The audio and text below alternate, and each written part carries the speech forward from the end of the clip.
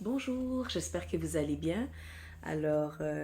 Aujourd'hui, j'aimerais vous partager ce livre, Je suis indestructible.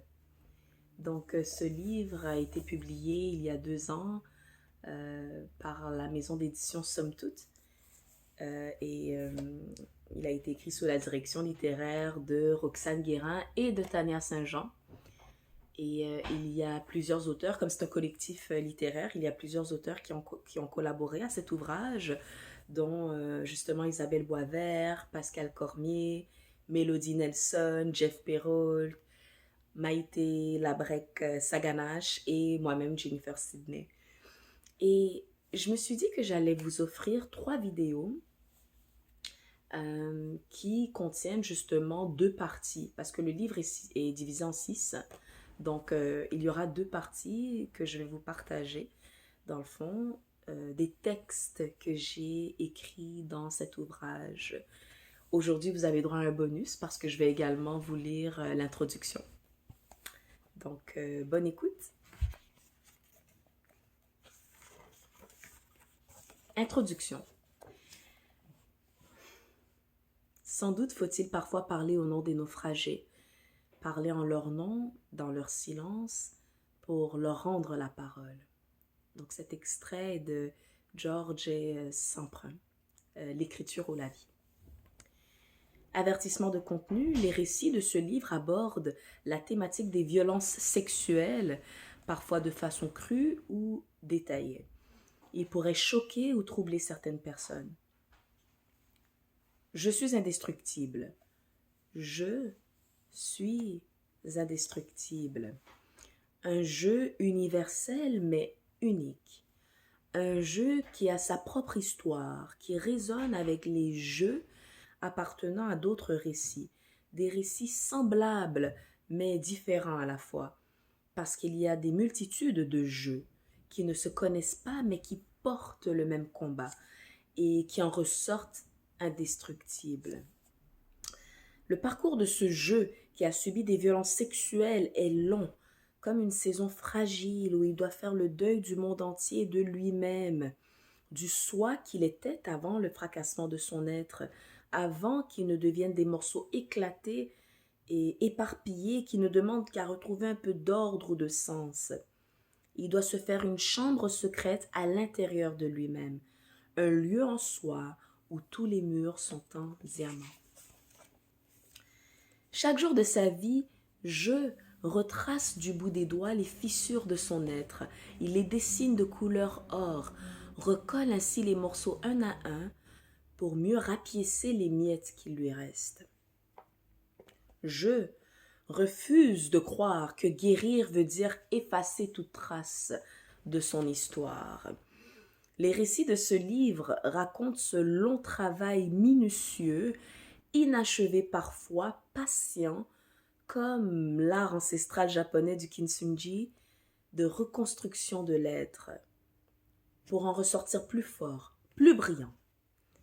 Les lignes de faille se transforment en lignes de force.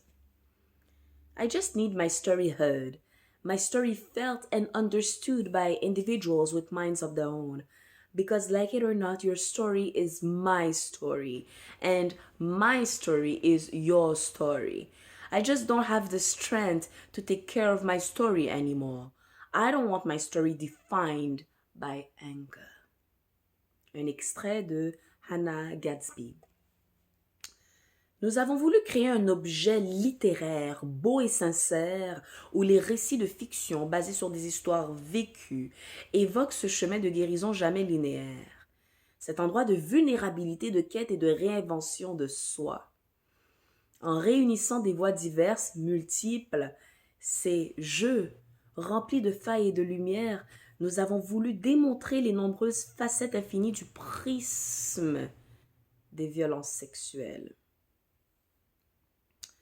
Pour que celles et ceux qui lisent ce livre puissent retrouver un bout de leur histoire, puissent prendre la mesure de leur colère et la chérir, puissent se délester de leur culpabilité et entrevoir l'espoir de la guérison. Pour que celles et ceux qui lisent ce livre puissent accompagner, soutenir, apaiser un peu mieux les jeux écorchés autour d'eux. Ce livre souhaite une culture plus encline à célébrer le parcours des indestructibles. Une culture qui reconnaît qu'il y a une beauté unique dans la résilience d'où un nouveau jeu peut finir par émerger. C'est un livre rempli de lignes dorées qui brillent comme Cassiopée en août. There is nothing stronger than a broken woman who has rebuilt herself. Un autre extrait de Hannah Gadsby. Donc, l'introduction a été rédigée par Roxane et Tania. Encore une fois, directrice littéraire de cet ouvrage qui est Je suis indestructible. Alors, je commence avec la première partie intitulée Je sais que tu porteras tes cicatrices jusqu'à ton dernier souffle. Donc, ça traite de l'agression et ses conséquences. Donc, je commence avec mon premier texte qui se lit comme suit. 2011. Un dimanche soir, plus précisément le 1er du mois de mai, où l'air du printemps nous offrait un climat délicieusement clément. Je devais le rejoindre quelque part. À l'époque, j'aurais suivi ses pas, les yeux bandés, la démarche lascive dans un champ de mine. Il me guidait au téléphone. Descends Masson jusqu'à la 1er avenue. Tu vas voir, il y a un parc. J'arrive, lui lançai-je rieuse avant de raccrocher. À un coin de rue de l'inoubliable intersection, je m'arrêtai dans un bar, le Gaspé-Brou, afin de quémander un verre d'eau. Sur l'écran du téléviseur, il était inscrit dans les grandes manchettes de LCN « Oussama Ben Laden est mort ». J'étais dépassée. Ce personnage avait marqué mon imaginaire depuis les attentats du 11 septembre 2001. Je ne croyais pas en cette mort. J'irais même jusqu'à affirmer qu'en date d'aujourd'hui, il doit se trouver sur un terrain de golf texan avec le 43e président du pays de l'organisation suprématiste Ku Klux Klan, le 43e dirigeant de l'empire sanguinaire qu'est la National Rifle Association, George Walker Bush. Je devenais franchement distraite par cette nouvelle, faisant remuer mes longues tresses dans tous les sens, au grand plaisir des mononcles assis au comptoir. Soudain, mon portable se mit à retentir. Lorsque je vis le nom de Dédé sur mon écran, je me souvins que je devais le rencontrer dans ce lieu providentiel que je ne connaissais pas encore. Je saluai les sieurs sortis du bar, et il me garda compagnie au bout du sans-fil. Lorsque j'arrivai au fameux carrefour, il me dit de tourner à gauche et de longer l'avenue. Je ne comprenais pas le stratagème. Après une 40aine de mètres, sa voix commençait à me pomper les nerfs. Il restait là à me chanter la pomme. Il restait là à me chanter la pomme en mode Roger Cola. Cesse de virevolter, Samba. Regarde à droite. Il y avait une petite colline d'herbe et, bien évidemment, l'idée était de la monter, mais je ne voyais rien à l'horizon. Donc je lui répondis qu'il était hors de question que je grimpe cette pente. Il rit de bon cœur. Je lui demandai pourquoi me mener en bateau. Il ne pouvait s'empêcher de se marrer en répétant « Monte, Samba, monte ». C'est là que j'ai compris que nous étions dans le sacré champ de mine et que le temps était venu de le suivre. Je pris une énorme inspiration et décidai de gravir cette foutue colline. Alors que j'escaladais la butte, la tête baissée, une brise vint me murmurer « Garde la tête haute, Samba, ta couronne est en train de tomber. » Je levai donc la tête et je le vis, assis sur un drap fin avec une bouteille de vin rouge du dépanneur. La lueur éblouissante dans mes yeux manifestait une explosion nucléaire d'adoration. Je me jetais sur lui, amoureuse. Aïe, aïe, aïe. Ce soir-là, le ciel était dénué d'étoiles. En revanche, à ce moment solennel, l'une d'elles vint se déposer à mes côtés, et je m'abandonnai à elle, éperdu, ivre, passionné. Tandis que je jouissais les mains dans la terre, il approcha sa bouche au creux de mon oreille et me souffla « Je t'aime ». Ce fut par ailleurs la première et dernière fois qu'il m'exprima ainsi son affection. 2012. Ensuite vint le moment terrifiant de notre séparation. J'ai versé tant de larmes les lendemains de mes ébats sans romance teintés d'érotisme. Je cherchais un peu de sa magie dans chacune des relations abstraites et furtives auxquelles je me livrais. L'été mit sur mon chemin Soufiane, un être extraordinaire, doté d'une intelligence du cœur inouïe. Qu'est-ce que nous étions bien ensemble! Je me souviens, on jouait les classiques d'Alan Kaveh, on dansait, collés serrés, dans sa petite chambre d'appartement. Lorsqu'il n'était pas chez lui, je lui laissais des notes à sa fenêtre, scellées avec mon rouge à lèvres d'un baiser. Il me présenta à sa sœur, à ses potes, il parlait de moi à sa mère en Afrique. L'amour commençait à empester à l'horizon. Et c'est mathématiquement à ce moment que Dédé décida de réapparaître dans ma vie, faisant jaillir les éruptions volcaniques de son envoûtement dans mes esprits. Sa coulée de lave réchauffait mon fort intérieur. Mon cœur est un drôle de prisme, sa forme est dramatiquement artistique, élastique. Il était pris d'un énorme optimisme. Mère Nature, elle, ne faisait que hurler « Samba, ne te laisse pas consommer par une ancienne flamme 2 fois !» De quoi se mêlait-elle, cette nébuleuse? Ça allait de soi que je quitte la tendresse infinie de Soufiane. Mes sentiments pour Dédé étaient vifs, couleur orange sanguine. J'étais entièrement captivée par son aura, sa chaleur, son regard perçant. Jusqu'au jour maudit où il abusa de moi. Le charme commença à se rompre dès l'instant où Dédé m'eut gratuitement battu, détrôné, fouetté, humilié, frappé, violé, violenté. Il m'était difficile, voire tragique, de digérer que l'homme à qui je m'étais livré corps et âme, à qui j'avais fait boire avec ferveur l'étendue de la source impérissable qu'est mon amour, puisse m'avoir fait vivre une expérience aussi douloureuse. À la minute où il m'a hideusement soulevé pour me fourrer, littéralement, après m'avoir distribué 2 ou 3 claques bien portantes au visage, avant d'avoir fait retentir la boucle en métal de sa ceinture sur mon torse nu en me fouettant avec, mon rêve sentimental de fonder une famille avec ce mec s'était évaporé. Nul besoin de rajouter qu'il n'y avait aucun consentement à ce traitement. Était-ce cela, la tactique de l'homme, afin de manœuvrer l'aveugle dévotion de la femme à sa guise, c'est-à-dire d'afficher ses plus beaux atouts au début de l'idylle, pour éventrer sa dignité, une fois que ses yeux ne brillent que pour lui?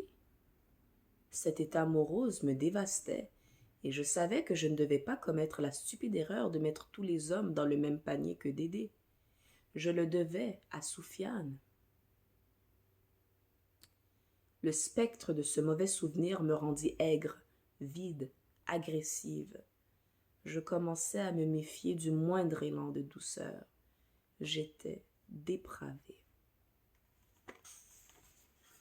Donc ça, c'est la première partie. Et la deuxième partie se trouve à la page 35. Et elle s'intitule « Je ne choisis pas le silence, il s'impose à moi ». Donc, ça traite sur le silence, en fait. Et pourquoi? Pourquoi le silence? Le silence, pourquoi?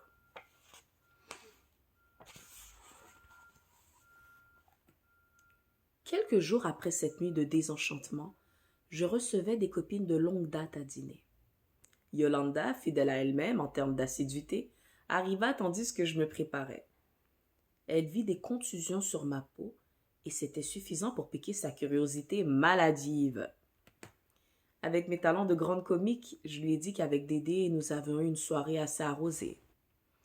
Les détails tout à fait hilarants de ma fabulation semblaient l'amuser, à mon immense soulagement. Lorsque mes autres cocottes arrivèrent, Yolanda s'empressa d'entamer une conférence de presse sur mes nouvelles tendances masochistes. Le blouson que je portais laissait paraître une blessure sur ma poitrine, symbole flagrant de l'avilissement suscité par Dédé. Mon ami Michael, la plus allumée, prit son index et son majeur afin de palper l'endroit endolori. Je grimaçai tout en m'efforçant de rire, mais le visage de Michael demeura stoïque. J'éclatai en sanglots lorsqu'elles rentrèrent chez elle. J'avais mal partout, surtout à l'endroit où Michael avait exercé sa pression, et je me demandais pendant combien de temps cette comédie allait durer. Ce que j'ai vécu avec cet homme à nos débuts était tellement formidable. Il paraissait juste que je continue à honorer le beau et à faire abstraction du laid, à prétendre qu'il n'existait pas. En ces temps-là, je m'appelais la nostalgie. Les chemins que j'empruntais me furent rencontrer beaucoup d'arbres. L'automne qui venait de passer fut agréable. L'harmonie musicale des couleurs de la nature me rendait pensive. Je marchais en me demandant si c'était la même feuille que j'avais croisée la veille. Bien évidemment, c'était une autre. Celle de la veille s'était envolée au gré du vent, pour attirer l'attention, voire l'admiration d'une autre passante.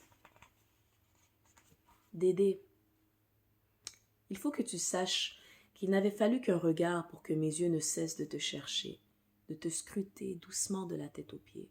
Et dès lors, mon cœur de gamine t'appelait, la bravoure dans la laine, l'homme de sa vie.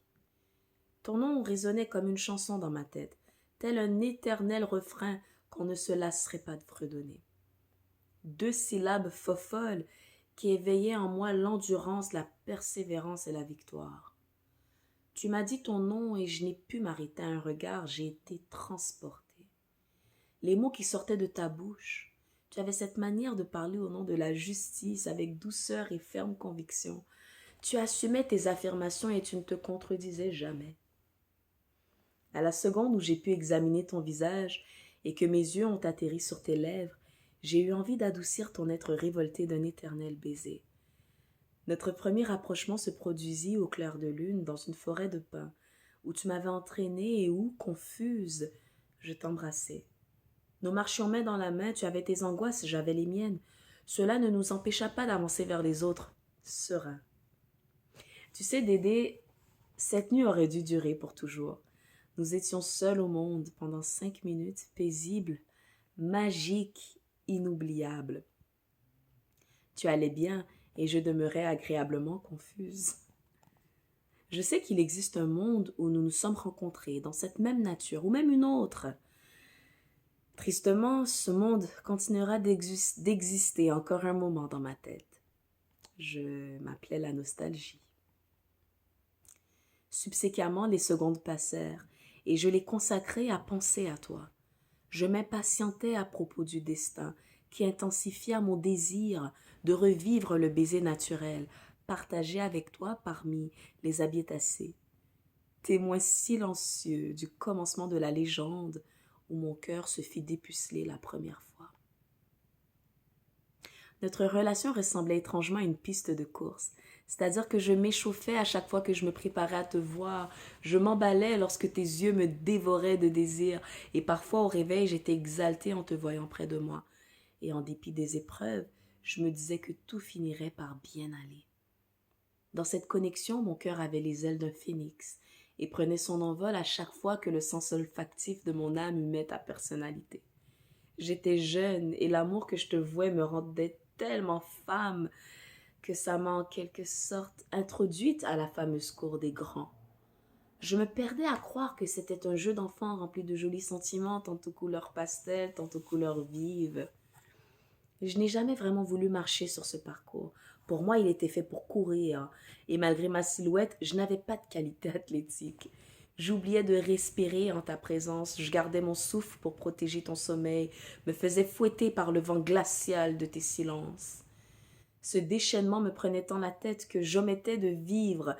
Haletante, j'aurais tout livré, tandis que toi, mon pharaon, bien entendu, tu marchais, tu prenais ton temps, tu te la coulais douce, et tu allais même jusqu'à te moquer de moi, tandis que je courais à ma propre perte. Tu me regardais par en arrière, tu m'épiais par en arrière, tu me baisais par en arrière. Mais à ce moment-là, je ne voyais pas la chose comme ça. J'étais ta bien-aimée. Je nous imaginais bâtir tout un empire à deux.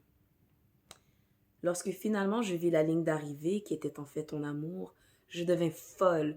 Je courais avec mes poumons sans air. J'étais Morgane de toi, Dédé. Et lorsque j'ai compris que tu l'étais tout autant, fou amoureux de toi-même, je tombais très mal. Mon ego, lui, restait à son aise. Il se laissait flatter tel un chat vagabond par la passion, la déchéance. Il se laissait impressionner par les feux d'artifice qu'il m'arrivait de contempler entre 4 ou 5 orgasmes. Ma blessure causée par la chute était profonde. Mon âme saignait à profusion et je n'en avais pas pleinement connaissance. Je tentais de faire énormément preuve d'audace afin de me relever, mais je trébuchais, j'étais ridicule. Je continuais sans crier gare, je voulais me surpasser. Vers le moment où je m'assis et ma conscience vit le sang gicler, j'eus un sale vertige.